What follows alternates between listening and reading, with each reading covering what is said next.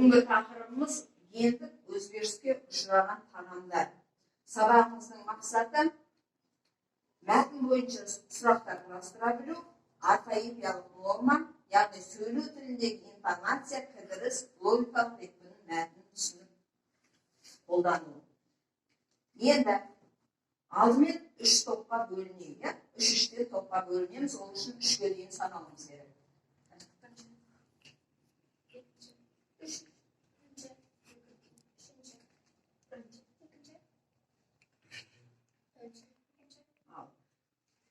Үштен қараймыз бір-бірімізге.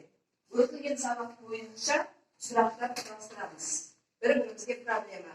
Сен қара, екеуі бері қараңдар өтілген.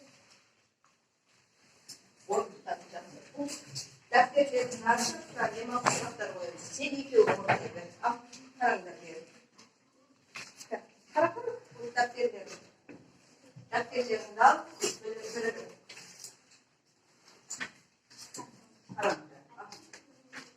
Al. Mikrofonu camı tutsun.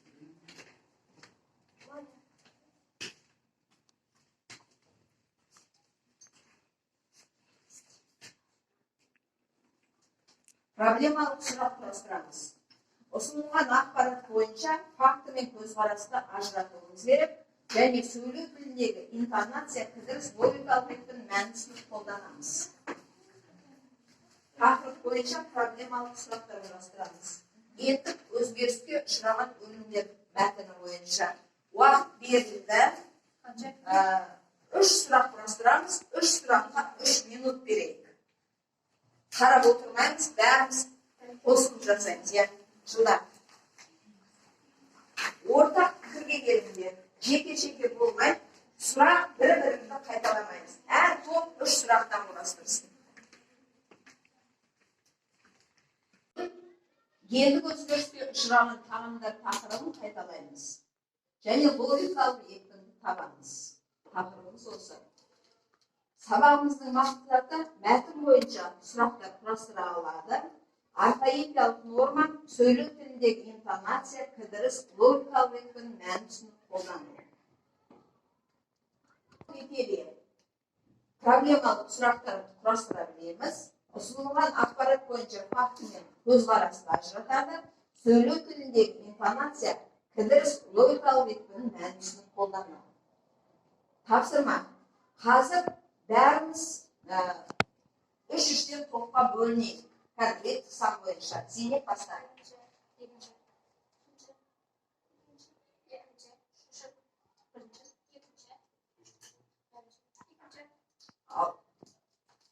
Топқа бірігіп, проблемалық сұрақ құрастырамыз.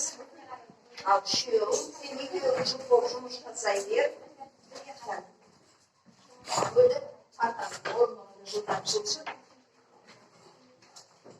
Ақылдасып, бірге орындаймыз. Біріміздің сұрағымызды біріміз қайталамаймыз.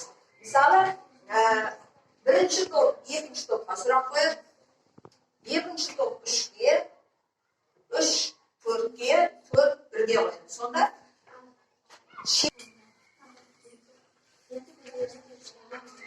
жасамасыңыз.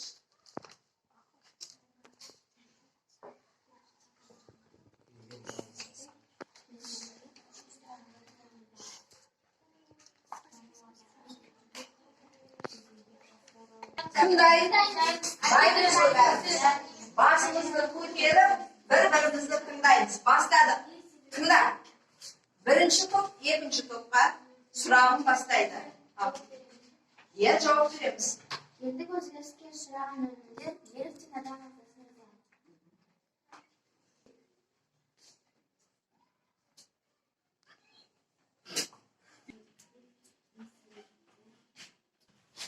Сұрақтарын бұққан екен ол. Ол адамның организміне зиян келтіреді, және кейінгі 3-ші немесе 4-ші ұрпағына зиян келтіріп, немесе жарылжан болып. Екінші сұрағымыз Зейнеп. Гендік өзгеріске ұшыраған азық-түлікті үнемі пайдаланса не болады? Ал, екінші топ жауап береміз. Айқын. Генетикасы өзгереді. Енді екінші Екінші топ, үшінші топқа сұрағын қояды. Ал сұрағымызды қояйық. Гендік өзгеріске ұшыраған өнімдерді өндірушілер не деп тұжырымдайды? Не деп тұжырымдады екен? 11 миллиардқа жетуі мүмкін. Неліктен өнімдер гендік өзгеріске ұшыраған?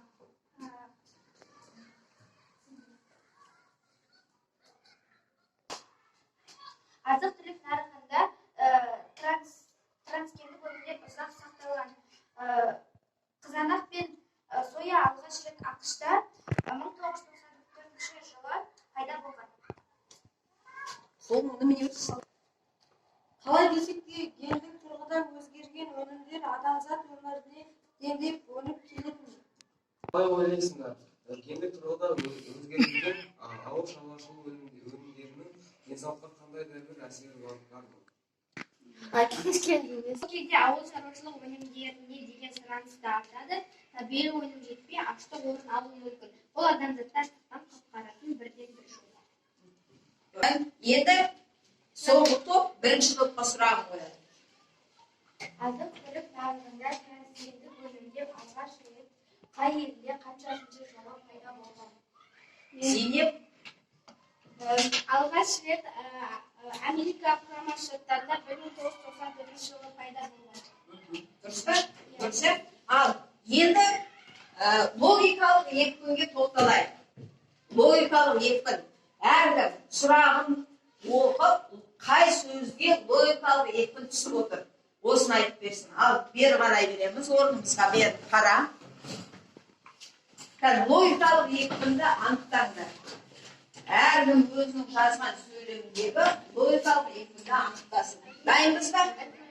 Айтамын дейді. Әлі айтамын. Тыңда. Гендік өзгеріске ұшыраған өнімдер неліктен адам ағзасына зиян?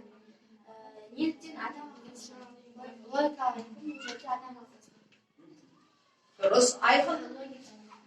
Айқын. Мысалы, неліктен өнімдер гендік өзгеріске ұшыраған?